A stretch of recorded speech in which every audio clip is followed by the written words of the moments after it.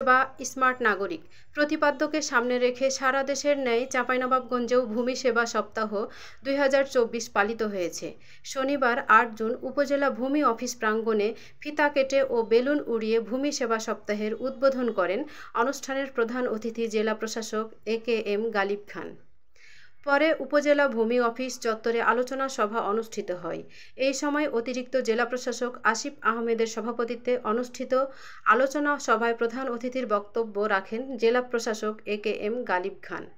প্রধান অতিথির বক্তব্যে AKM গালিব খান বলেন, দুর্নীতিতে জিরো টলারেন্স নীতি বাস্তবায়ন ও সম্পূর্ণ ক্যাশলেস ভূমি অফিস সহ সর্বোচ্চ রাজস্ব বৃদ্ধি নিশ্চিত করা, হয়রানিমুক্ত ও প্রত্যাশিত ভূমি সেবা নিশ্চিত করতে জেলা ও উপজেলায় বিভিন্ন কর্মসূচি গ্রহণ করা হয়েছে।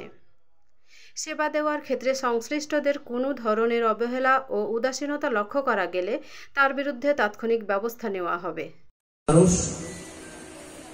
সময়ের দাবি, যুগের দাবি, মানুষ চমৎকার সেবা চায়। তাদের হাতের কাছে দোরগোড়ায় দুর্নীতিমুক্ত ভাবে কম সময়ে কোন ধরনের কোন মিথ্যা আশ্বাস, মিথ্যা